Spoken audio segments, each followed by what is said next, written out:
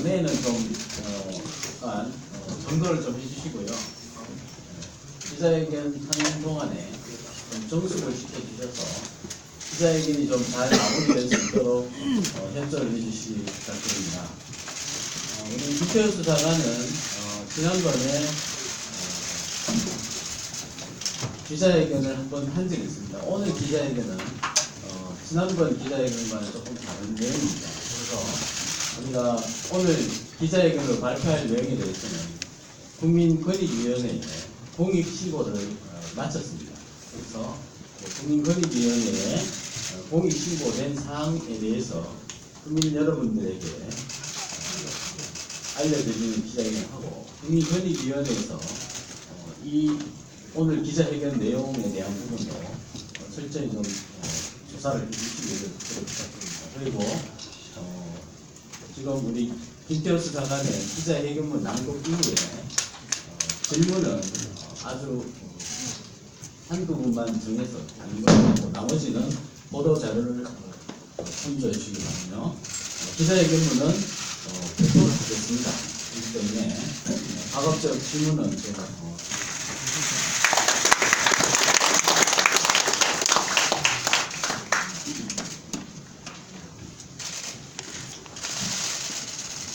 저는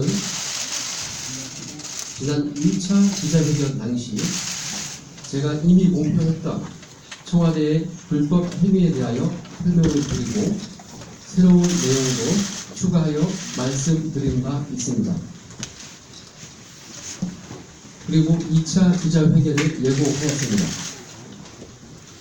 이번 2차 기자회견은 비리가 폭로되는 것을 막기 위해 청와대가 검찰 출신 6급 수사관을 온갖 방법으로 짓밟으면서 청와대 주변 권력자들은 어떻게 봐줬고 보호해줬는지 국민들께 고발하려 합니다. 약속드린 대로 2차 기자회견을 시작하겠습니다. 첫 번째 사항을 말씀드리겠습니다. 청와대는 제가 경찰서에 찾아가 저희 지인이 수사받는 사건을 조회하였다고 감찰하였으나 저는 전혀 지인 사건을 조회한 사실이 없고 지인의 이름 조차 거론한 적이 없다는 것은 사실로 드러났습니다. 그럼에도 청와대는 수사 상황을 불법으로 조회하였다면서 이를 이유로 저를 해임했습니다. 그러나 진행 중인 수사 사항을 불법으로 조회한 것은 제가 아니라 청와대입니다. 지인 사건을 조회한 것은 제가 아니고 청와대입니다. 청와대가 어떤 사건을 불법으로 알아봤는지 말씀드리겠습니다.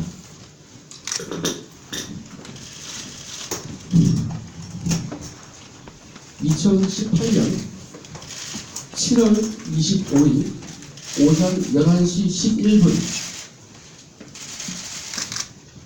특감반장 이인걸은 저를 포함한 검찰 출신 특감반원 4명에게 텔레그램 단체방에서 언론기사 링크를 올렸습니다. 그 기사 내용은 드루킹이 60기가 분량의 USB를 특검에 제출하였다는 내용이었습니다. 이인걸은 위 기사를 텔레그램 방에 올리면서 저를 포함한 검찰 출신 특감반원 4명에게 이렇게 지시하였습니다. 이거 맞는지, USB에 대략 어떤 내용이 있는지 알아보면 좋겠는데 라고 지시하였습니다. 이에 정확히 13분 후인 오전 11시 24분에 박모 특감반원이 위 지시대로 내용을 알아본 후 이렇게 보고합니다. USB 제출은 사실이고 그 USB 자료의 내용은 김경수와의 메신저 내용 포함하여 댓글 조작 과정상 문건이라고 합니다. 라고 보고했습니다. 다시 한번 말씀드리겠습니다. 이 인건은 드루킹이 60개가 분량의 USB를 특검에 제출했다는 기사를 텔레그램에 올리면서 이거 맞는지 USB에 대략 어떤 내용이 있는지 알아보면 좋겠는데 라고 지시했고, 이에 대하여 박모 특감반원은 USB 제출은 사실이고 또 USB 내용에 대해서 이해합니다. 김경수와의 메신저 내용 포함하여 댓글 조작 과정상 문건이라고 합니다. 라고 보고했습니다. 즉, 이 인건은 위 기사 내용이 맞는지 팩트 확인을 먼저 의뢰한 것이고 지시한 것이고, 그 다음에 대략적인 내용이 무엇인지를 알아보라고 지시한 것입니다. 그리고 이것을 박모 특감반원이 확인해 준 것입니다. 이인걸 특감반장은 대통령의 복심이라는 김경수 지사가 수사받는 상황을 알아보라고 지시한 것입니다. 이에 박모 특감반원이 알아봐 줬습니다. 그 사건은 다른 사건도 아니고 드루킹 특검 수사였습니다. 그러니 뭐가 수사가 제대로 되겠어.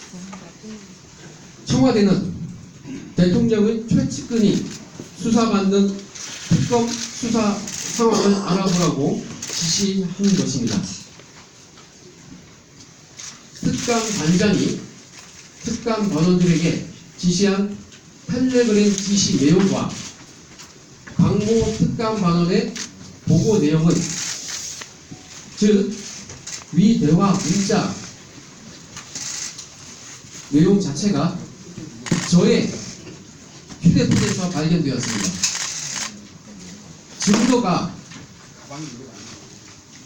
완벽히 보존되어 있습니다. 위 증거 자료의 텔레그램 대화 내용은 현재 동부지검에서 확보하고 있습니다. 해당 자료는 수원지검에서도 보관하고 있습니다.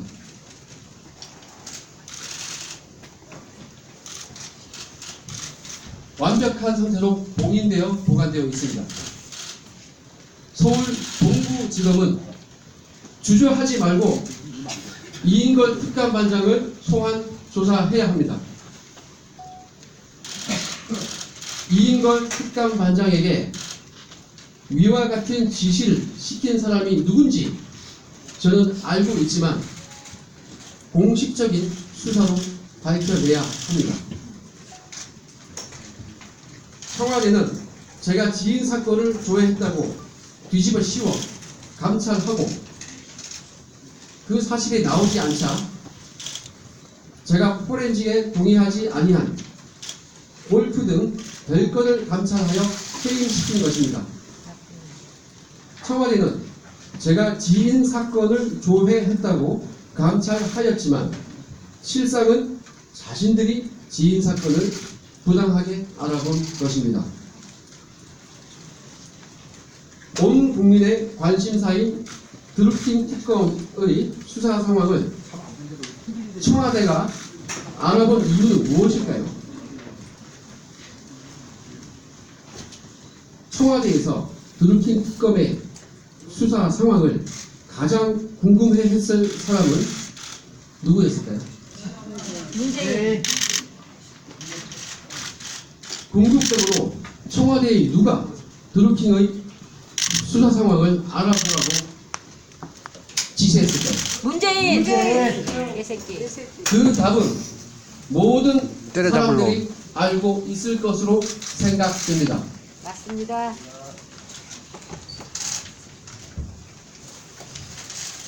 두 번째로 유재수 금융위 국장 감찰 무마 관련하여 말씀드리겠습니다. 2017년 하반기 유재수 국장 사건은 최초 모 검찰 출신 특감 반원이 초기 제보 상태로 입수하여 저를 포함한 나머지 3명의 검찰 출신 특감 반원들에게 처리 방향을 묻고 함께 수의하였던 사안이라 저희들은 그 내용을 알고 있었습니다. 그 정보를 가지고 온 사람은 저희 바로 앞자리 특감 반원이었습니다. 저희는 일단 특감 반장에게 보고하여 지휘를 받아보자 라는 의견을 냈고, 모 특감 반원은 저희 의견대로 특감 반장의 지휘를 받고 비서관 등 윗선의 결재를 받아 유재수 국장에 대하여 휴대폰 감찰을 하였고, 한 달 동안 포렌식 자료를 분석하고 소환 조사까지 하였습니다. 당시 확인된 비위 내용은 최근 TV조선이 보도하였는데 보도한 내용은 정확합니다. TV조선에서는 특감반이 유재수 국장에 대하여 감찰한 사안에 대하여 정확히 보도하였습니다. 유재수 국장은 K모 자산운용사가 420억 원 상당의 성장 사다리 펀드의 운용사로 선정되도록 우정사업본부 등의 압력을 행사하는 등 3건의 비위 혐의를 자행한 것인데, 이는 당시 유재수 국장의 휴대폰 증거자료 분석 결과로 확인되었습니다.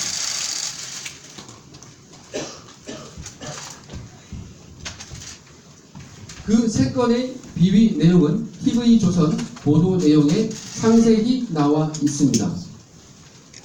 그 외 유 국장의 휴대폰에서는 미국에서 찍은 사진들이 발견되었는데, 벤츠 승용차 2대를 소유하고 있다는 사실이 확인되는 등 공무원 급여로는 누리기 힘든 환경이 다수 포착되었습니다.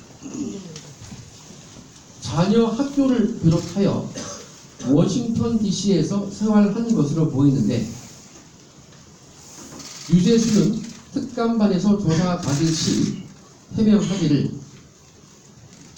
세계은행 즉 IBRD 근무 당시 만들었던 해외 계좌에서 자녀 유학비를 송금해 주었다고 진술하였습니다. 이에 위 사건을 담당한 모 특감 반원이 유재수에게 관련 계좌 등 소명 자료를 가져오라고 하였는데, 위 내용이 그대로 후에 보고되었습니다.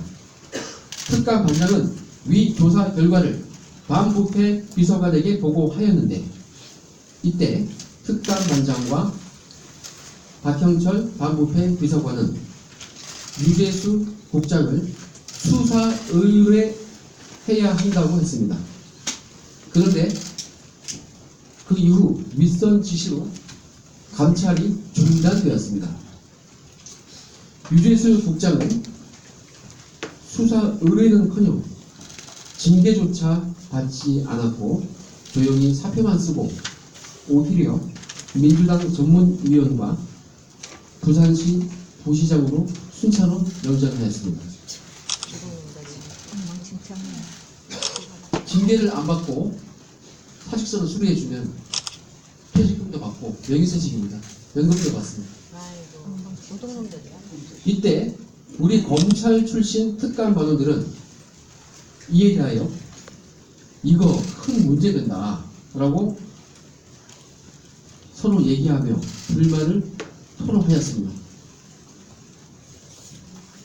유재수 국장의 비위 정보를 수집하고 조사하였던 모 특감 반원은 그로 인하여 오랫동안 은혜성 투서를 받는 등 시련을 받았고, 급기야 2018년 6월경 만 1년도 되지 않아 저와 함께 이 두 명은 원대 복귀하라는 통보를 받았습니다.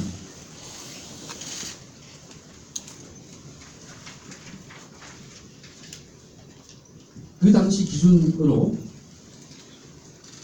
향후 6개월만 더 일하고 복귀하는 것으로 확정이 되었습니다.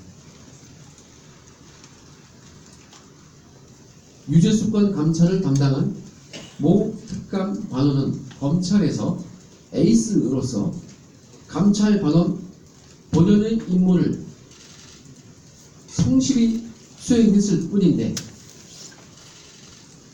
저처럼 정권 실세를 건드렸다는 이유로 고통과 불이익을 받은 것입니다. 서울 동부지검은 이에 대하여 관련자들을 철저히 조사해야 할 것입니다. 진실은 일시적으로는 덮을 수 있을 것입니다. 그러나 덮여진 진실은 하나씩 휘저 나오기 마련입니다. 최초 제가 청와대의 범법행위를 공표한 이후 진실이 하나씩 나오고 있습니다. 덮여져 있던 그 진실은 조만간 모두 밝혀질 것입니다. 순리를 거스를 수는 없습니다. 작년 연말 국회 운영위에서 유재수 국장의 비위 혐의를 물어보자 조국 수석은 개인의 프라이버시라고 하였습니다. 반면 지인 사건을 조회하지도 아니한 저에게는 불법 별건 감찰을 하고 범법자라는 프레임을 덮어씌웠습니다. 저도 프라이버시가 있습니다. 권력자는 봐주고 약자는 무참히 짓밟아버리는 행태가 과연 옳은 것인가요? 반부패 비서관실의 주요 감찰 테마 중에는 불공정 갑질 행위가 있었는데, 그일 저는 청와대가 자행한 불공정 갑질 행태를 고발한 것입니다. 현 정부에서는 과정은 공정하고 결과는 정의로울 것이라고 하였는데, 과연 위와 같은 처사가 공정하고 정의로운 것일까요? 정부가 아니라 재판이에요. 이거 무슨 정부야? 재판이지. 직장이야 이거는. 정부도 아니야. 세 번째,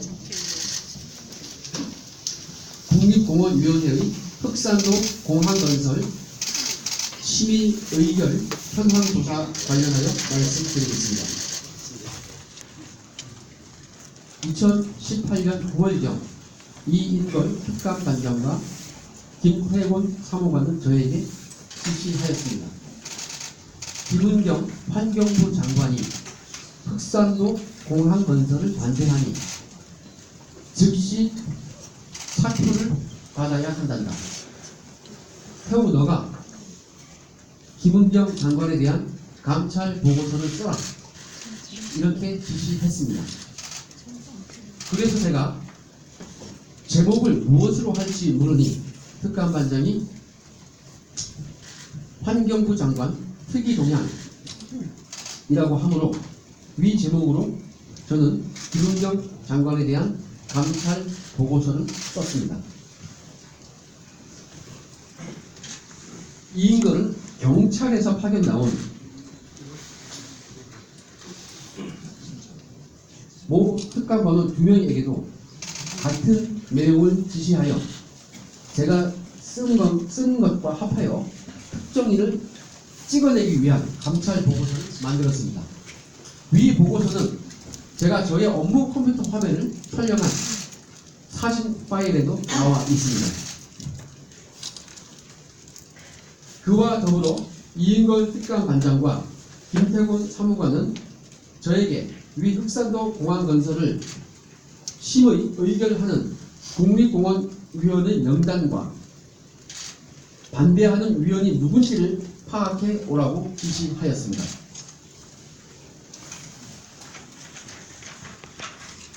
그래서 저는 국립공원위원회 명단을 입수하여 위원들 중 민간 위원들이 흑산도 공항 건설을 반대한다고 보고하니 이인걸과 사무관은 누가 반대하는 위원들인지 현황을 보고하라고 하였습니다.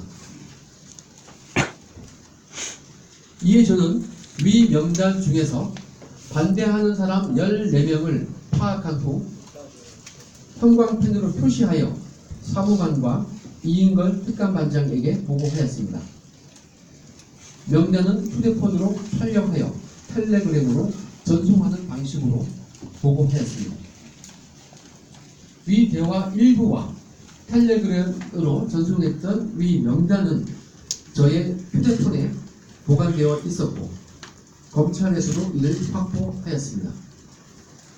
흑산도 공항 건설을 찬성하는지 반대하는지는 심의 의결권을 가지고 있는 국립공원위원회의 권한입니다. 청와대가 민간인 위원들의 찬반 여부를 알아보라고 저에게 지시한 것은 위법이고 월권입니다. 당시 이인걸과 김태곤 사무관은 저에게 국립공원위원회 개최 당일 이 회의가 종료될 때까지 진행 상황을 확인하여 보고하라고 하였고 저는 밤 12시 가까운 시간까지 대기하면서 진행 상황을 확인하여 보고하였습니다. 청와대는 환경부 장관이 흑산도 공항 건설에 반대하자 장관을 찍어내기 위하여 감찰 보고서를 작성하도록 특감 반원들에게 지시한 것입니다. 그리고 민간 위원들 위주로 반대한다는 것을 저희 보고를 통해서 알고 반대하는 위원들 명단을 알아오라고 지시한 것인데 이는 엄연히 위법입니다. 이는 특감반장의 독단적인 결정은 아닐 것입니다. 네 번째, 조국 수석에게 묻겠습니다. 저는 성남지청 차장검사 감찰 보고서 건으로 박형철 반부패 비서관에 대하여 공무상 비밀 누설 혐의를 제기하였습니다.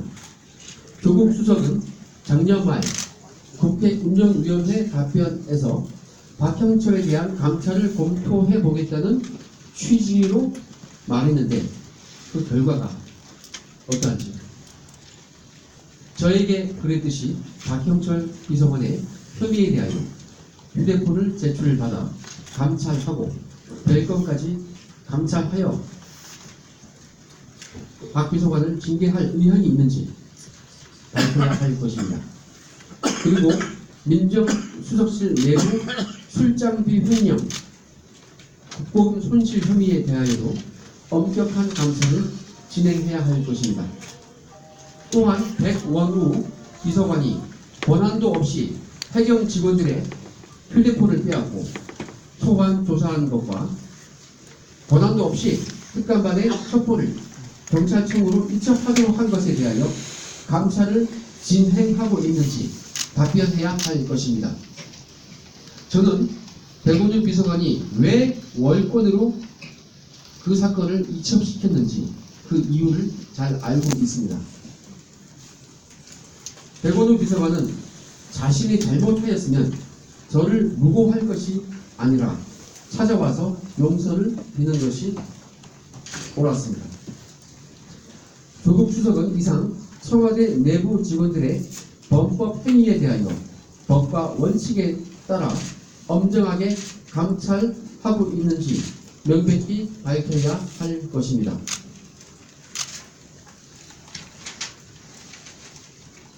마무리 말씀을 올리겠습니다.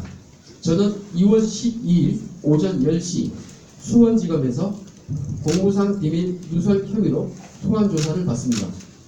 저는 제가 누설한 것이 있다면 청와대의 비밀을 누설하였지 비밀을 누설한 것이 아닙니다. 저는 감출 것이 하나도 없고 모든 증거를 압수당하였습니다. 지금까지와 같이 앞으로도 모든 수사에 적극적으로 임할 것입니다. 판례상 공무상 비밀 누설이 되려면 그것이 보호할 가치가 있어야 하고 누설 행위로 인하여 국가적 기능이 훼손되어야 합니다.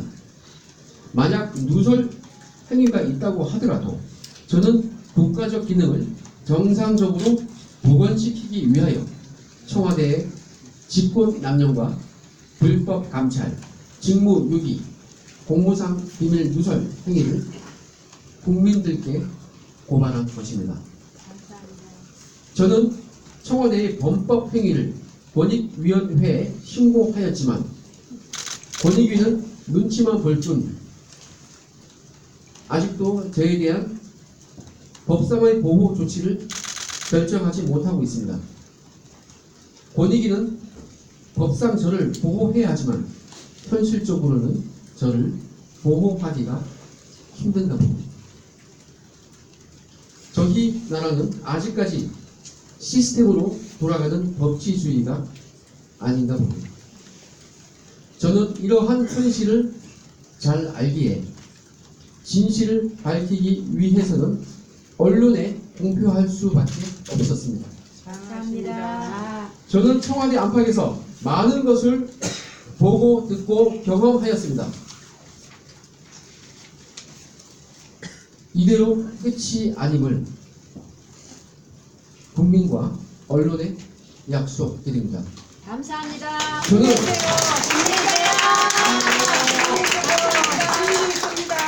청와대의 범법 행위를 국민들께 고발하였기에 부끄럽지 않습니다.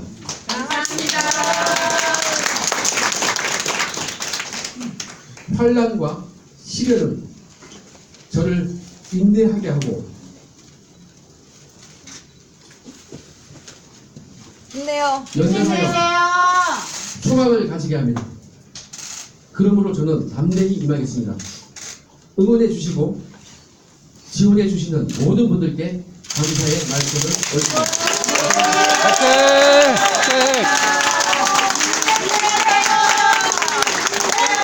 지켜줄 거예요. 국내제 국민 지키자. 혼자가 아닙니다. 지금